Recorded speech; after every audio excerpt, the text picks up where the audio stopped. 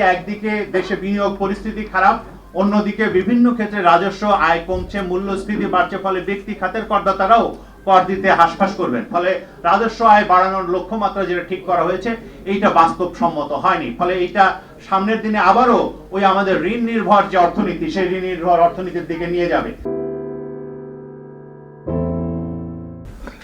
ইতিমধ্যে আপনারা বাজেট বিষয়ে যে আলোচনা শুনেছেন সেটার বেশিরভাগের সঙ্গে আমি একমত, এবং সেইখান থেকে দু একটা কথা বলি যে বর্তমানে যে সরকার, এই অন্তর্বর্তীকালীন সরকার জনগণের অভ্যুত্থানের উপরে দাঁড়িয়ে থাকা একটা সরকার, ফলে আমরা যে নতুন রাজনৈতিক বন্দোবস্তের কথা বলছি, সেই নতুন রাজনৈতিক বন্দোবস্তের উপযোগী একটা অর্থনৈতিক কাঠামো আসলে কিভাবে হতে পারে তার একটা দিক নির্দেশনা এই বাজেটে চেয়েছিলাম।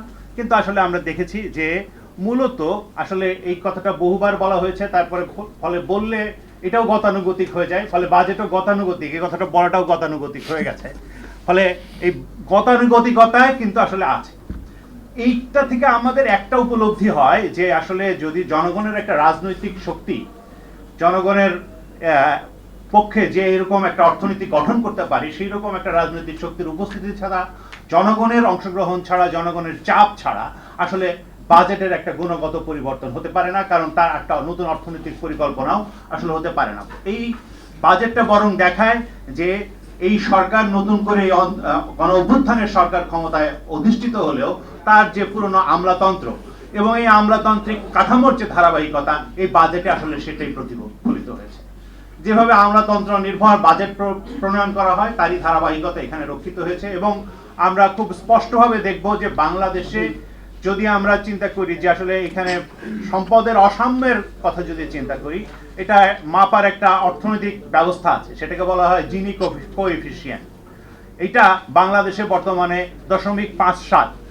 এটা 5-এর বেশি চলে গেলে বোঝা যাবে যে এটা এই দেশে অসাম্য অনেক বেশি পরিমাণে আছে। তার মানে এখানে কিছু লোক অনেক টাকা অর্জন করছে, কিন্তু অধিকাংশ লোক আসলে সেই টাকা অর্জন করতে পারছেন না। কিন্তু এই যে অধিকাংশ লোক যারা পাচ্ছেন না, তাদের উপরে এখানে কর বেশি চাপানো হয়েছে। বাজেটে প্রায় 2/3 কর আসবে হচ্ছে যারা এরকম বড় লোক নন তাদের কাছ থেকে, এবং প্রত্যক্ষ আয় যার ভেতরেও আসলে এই অংশের লোক আছেন, সেইখান থেকে প্রত্যক্ষ কর সেখান থেকে আসবে মাত্র 33%। সেটা ফলে যারা অপেক্ষাকৃত বেশি ধন সম্পদের মালিক তারা কম কর দিচ্ছেন, আর যারা একেবারেই যাদের নুনান্তে পান্তা ফোরায় তাদেরকেও কর দিতে হচ্ছে। ফলে বাংলাদেশের কর ব্যবস্থাটা মোটেই দরিদ্র বান্ধব নয় বা জনগণ বান্ধব নয়, এটা খুব স্পষ্ট হয়। ফলে এটার একটা পরিবর্তন দরকার ছিল, এই পরিবর্তনের জায়গাটা তারা নিয়ে আসেন নাই। এই মূল্যস্ফীতি সত্ত্বেও যে নিম্ন সীমা সেটাকে আসলে একই রাখা হয়েছে। এখানে যারা উচ্চ হারে যাদের কর দেওয়ার কথা, সেই প্রগ্রেসিভ ট্যাক্স আরোপ করা যেত, সেটা করা হয় নাই। ধরে যাক যদি আমরা আসি যে শিক্ষা খাতে বরাদ্দ, এই শিক্ষা খাতে বরাদ্দের আমরা একটা ধারাবাহিক অবনমন লক্ষ্য করে যাচ্ছি যে বাংলাদেশে প্রায় প্রত্যেক বছর শিক্ষা খাতে বরাদ্দ কমে, প্রত্যেক বছর শিক্ষা খাতে বরাদ্দ কমে, এবং বরাদ্দ কমাটা অব্যাহত আছে। এবং এই জিডিপির তুলনায় যদি আপনারা হিসাব করেন তাহলে এই শিক্ষা খাতে বরাদ্দ কমাটা এটা একটা, এবং শিক্ষা খাতে এই ব্যয়টা কিভাবে হচ্ছে সেটাও একটা গুরুত্বপূর্ণ বিষয়। ধরেন এখানে শিক্ষা খাতে প্রায় 71% ব্যয় হয় হচ্ছে যে এখানে কেন্দ্রীয় পরিচালনার জন্য, আর 29% ব্যয় হয় হচ্ছে শিক্ষা প্রতিষ্ঠানগুলোতে, অর্থাৎ সরাসরি যেখানে শিক্ষার্থীরা শিক্ষা গ্রহণ করেন সেখানে মাত্র 29%, অর্থাৎ শিক্ষকদের বেতনাদি, পাঠ্যোপকরণ, তারপরে লাইব্রেরি ইত্যাদি যত কিছু আছে সবকিছু মিলায় হচ্ছে 29%, আর এই কাঠামোটাকে চালু রাখতে যে আমলাতান্ত্রিক খরচ সেটা হচ্ছে 71%। এখানে তারা একটা পরিবর্তন আনতে পারতেন, এবং প্রত্যেকটা বিদ্যালয়ে একটা করে ভালো মানের পাঠাগার, ভালো মানের ল্যাবরেটরি এবং শিক্ষা উপকরণ এটা সরবরাহ করার ব্যবস্থা তারা করতে পারতেন। এটা একটা ভালো উদাহরণ হতে পারত। একইভাবে বলা যায় স্বাস্থ্য খাতের কথা। স্বাস্থ্য খাতে প্রত্যেকবারই বলা হয় স্বাস্থ্য খাত তো আসলে টাকা দিয়ে লাভ নাই, কারণ হচ্ছে যে এই স্বাস্থ্য বিভাগ আসলে টাকা খরচ করতে পারে না। হ্যাঁ, প্রত্যেকবারই টাকা, এটা সত্য কিছু। তাহলে এইটা আপনার তো নির্ধারণ করার কথা, আপনি যদি বাস্তবায়নক একটা বাজেট করতে চান তাহলে নির্ধারণ করার কথা যে আসলে স্বাস্থ্য খাতে কোথায় বরাদ্দ দিলে এটা ব্যয়টা ঠিক মতো হবে। সেই ক্ষেত্রে আপনারা দেখবেন যে স্বাস্থ্য খাতে যদি ঔষধ এবং যে সার্জিক্যাল সামগ্রী বলে যা আছে, যেটা আসলে জনগণের সরাসরি কাজে লাগে, এই খাতে কোনোদিন টাকা ফেরত আসে না। তাহলে এখানে তারা বরাদ্দ বাড়াতে পারতেন। তাতে কি হতো, তাতে জনগণের উপরে যে স্বাস্থ্য ব্যয়ের ভার, সেই স্বাস্থ্য ব্যয়ের ভার আসলে কিছুটা হলেও লাঘব হতো। ফলে তারা এটা ক্ষেত্রে একটা ভালো উদাহরণ তৈরি করতে পারতেন। আমাদের আশা থাকবে যে এই যে কথাগুলো আমরা বলছি, এই কথাগুলো তারা যখন বাজেটকে আবার বিবেচনা করবেন, পুনর্বিবেচনা করবেন, তখন এটা তারা করবেন। এই কিছুদিন আগেও আপনারা দেখবেন যে একজন উপদেষ্টা বললেন যে আগে আওয়ামী লীগ আমলে যা এখানে সামাজিক সুরক্ষায় ব্যয় হতো তার 50 ভাগই হচ্ছে ভুয়া। কথাটাতে সত্যতা আছে। তাহলে এইবার নতুন করে আসলে এই ভুয়াগুলো চিহ্নিত করার কোনো ব্যবস্থা না করে আবার বরাদ্দ দেওয়া হচ্ছে, কারণটা কি? তাহলে এই বরাদ্দ দেওয়ার আগে চিহ্নিতকরণটা দরকার ছিল। এইখানে কিভাবে আসলে রাজনীতিকৃত হয় পুরো জিনিসটা, যেটা আসলে সত্যিকার অর্থে যারা উপকারভোগী তারা পান না, সেই জায়গাটা উপভোগী যাদের হওয়ার কথা তারা পান না, সেইটা বিষয়টা তো আসলে ক্লিয়ার করা দরকার ছিল। এবং এই সরকারের সেই সুযোগটা ছিল, সেই সুযোগটা তারা আসলে কাজে লাগাতে পারেননি। ফলে এই সমস্ত জায়গাতে আমরা মনে করি যে এইগুলোর সাথে গুরুত্বপূর্ণ হচ্ছে রাজস্ব আয়ের যে লক্ষ্যমাত্রা তারা ঠিক করেছেন, সেটা আসলে কিভাবে অর্জিত হবে, এটা আমার কাছে খুবই মানে প্রশ্নবোধক। কারণ হচ্ছে যে একদিকে দেশে বিনিয়োগ পরিস্থিতি খারাপ, অন্যদিকে বিভিন্ন ক্ষেত্রে রাজস্ব আয় কমছে, মূল্যস্ফীতি বাড়ছে, ফলে ব্যক্তি খাতের করদাতারাও কর দিতে হাসফাস করবেন। ফলে রাজস্ব আয় বাড়ানোর লক্ষ্যমাত্রা যেটা ঠিক করা হয়েছে, এইটা বাস্তবসম্মত হয়নি। ফলে এইটা সামনের দিনে আবারও ওই আমাদের ঋণ নির্ভর যে অর্থনীতি, সেই ঋণ নির্ভর অর্থনীতির দিকে নিয়ে যাবে।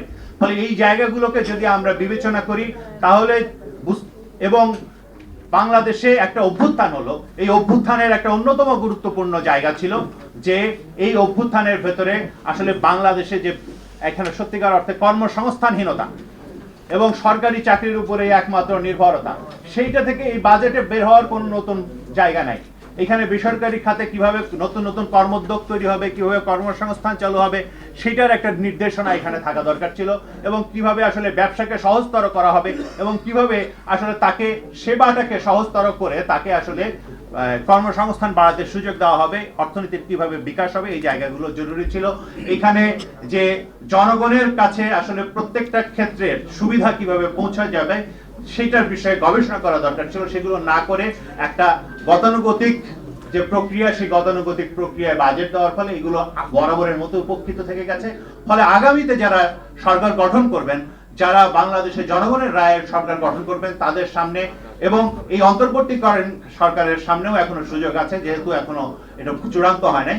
ফলে এই জায়গাগুলোকে বিশ্লেষণ করে তারা বিচার করে নতুন জায়গা নেবেন, এটা আমরা আশা করি। এবং সামনের দিনে জনগণের নির্বাচিত সরকার যাতে জনগণের কল্যাণের জন্য, জনগণের মঙ্গলের জন্য একটা বাজেট তৈরি করতে পারেন এবং সেখানে এখানে একটা উৎপাদনশীল অর্থনীতির যাতে বিকাশ হতে পারে, সেই লক্ষ্যে সবাই কাজ করবেন। আমরা সেই লক্ষ্যে কাজ করছি এবং আপনারা আমরা সকলে মিলে সেই কাজটা করব, সেই আশা রেখে আপনাদের সবাইকে আবারও অনেক শুভেচ্ছা এবং অভিনন্দন জানিয়ে আমার কথা এখানে শেষ করছি এবং নাগরিক ঐক্যকে বিশেষভাবে ধন্যবাদ জানাচ্ছি আজকের এই আয়োজন করার জন্য। সকলকে ধন্যবাদ।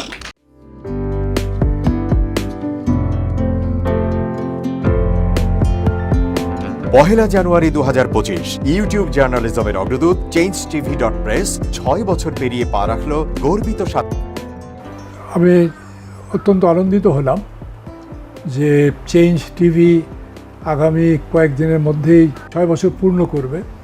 আর হাঁটি হাঁটি পা পা করে চলা শুরু করে এখন সে বেশ দৌড়াদৌড়ি করছে বলা যেতে পারে।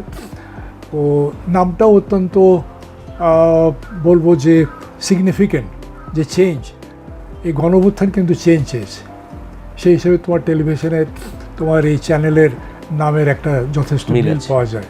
আমার প্রত্যাশা যে এই গণঅভ্যুত্থানের যে প্রত্যাশা, যে আশা আকাঙ্ক্ষা, চেঞ্জ টিভি সেটিকে এগিয়ে নিয়ে যাবে। তোমাকে শুভেচ্ছা। চেঞ্জ টিভি যারা সম্পৃক্ত আছেন, যারা কর্মী আছেন, সামনে পেছনে সকলকে আমার শুভেচ্ছা। changetv.press এক ফোঁটা হলুদও নেই। Online TV channel change TV 6 বছর ধরে ওনারা কাজ করে যাচ্ছেন। ইতিমধ্যে জনগণের হৃদয়ে স্থান করে নিয়েছেন।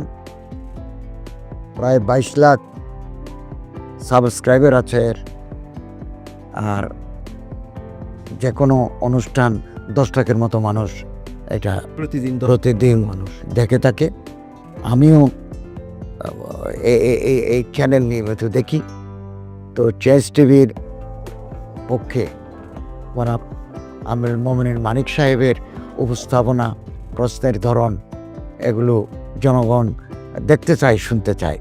আমি চেঞ্জ টিভির উত্তরোত্তর সমৃদ্ধি কামনা করছি। changetv.press এক ফোঁটা হলুদও নেই। চেঞ্জ টিভি, তো আমি তাদেরকে আমার অসংখ্য শুভেচ্ছা জানাচ্ছি, কারণ তারা যে ভূমিকা রেখেছে এই সময়, একটা কঠিন সময় ছিল, সেটাতে যেমন ভূমিকা রেখেছে, এমনকি 5ই আগস্টের পরে নতুন বাংলাদেশেও তারা তাদের সেই তীক্ষ্ণ একটা সমালোচনামূলক এবং যেটাকে আমি গঠনমূলক বলব সেরকম একটা ভূমিকা রাখছেন। তো সেক্ষেত্রে আমরা মনে করি যে এই ভূমিকা আমাদের দরকার, আমরা চাই এটা থাকুক এবং আরও যেন সমৃদ্ধ হয়। নতুন বাংলাদেশ নির্মাণে আমরা চাই যে চেঞ্জ টিভি যে সমালোচনাগুলো করছে বা যেগুলো আমরা তুলে ধরছেন, সেটা এমন করে করবেন যেন আমরা সেখান থেকে শিখতে পারি এবং সবাই মিলে যেন আমরা নতুন বাংলাদেশকে সত্যিকার অর্থে বৈষম্য বিহীন একটা সমাজ গড়ে তুলতে পারি, সেটা আপনারা সহজ চেষ্টা করুন। changetv.press এক ফোঁটা হলুদও নেই। আগামী জানুয়ারি মাসের 1ম তারিখে আপনারা 6 বছর পূর্ণ করতে যাচ্ছেন। আপনাদেরকে শুভেচ্ছা জানাচ্ছি, আন্তরিক ধন্যবাদ জানাচ্ছি। আমি আশা করব চেঞ্জ টিভি অতীতে যে বলিষ্ঠ ভূমিকা পালন করেছে, আগামীতেও আপনারা সেই বলিষ্ঠ ভূমিকা পালন করবেন। আমি আমার এলডিপির পক্ষ থেকে, মুক্তিযোদ্ধাদের পক্ষ থেকে আপনাদেরকে আন্তরিক মোবারকবাদ জানাচ্ছি, শুভেচ্ছা জানাচ্ছি। আশা করি দিন দিন আপনারা উন্নতির শিখরে এগিয়ে যাবেন। ধন্যবাদ। changetv.press এক ফোঁটা হলুদও নেই। অতীত সরকারের আমলে 10 বছর আমি কোনো ব্যবসা করতে পারিনি। আমার ব্যবসা বন্ধ করার জন্য যত রকম দরকার সব কাজই করেছে, শুধু একটাই বাকি রেখেছে, আমি গুটিয়ে নিয়ে যাইনি। নয়া দিগন্তর মাধ্যমে যাদেরকে আমরা চেষ্টা করেছি সার্ভিস দেওয়ার জন্য, এরা আমাদের অনেকেই খোঁজখবর রেখেছে, ব্যস্ততার জন্য হয়তো দেখা সাক্ষাৎ হয় না, কিন্তু আমি একজনকেই পেয়েছি। তিনি হলেন চেঞ্জ টিভির আমিরুল মোমিন মানিক।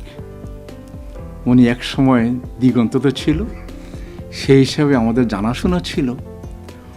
ওনার একটা ইন্টারভিউতে আমার খুব পছন্দ হয়েছে, সেজন্য আমি ওনাকে 10:30টার সময় ফোন করেছি।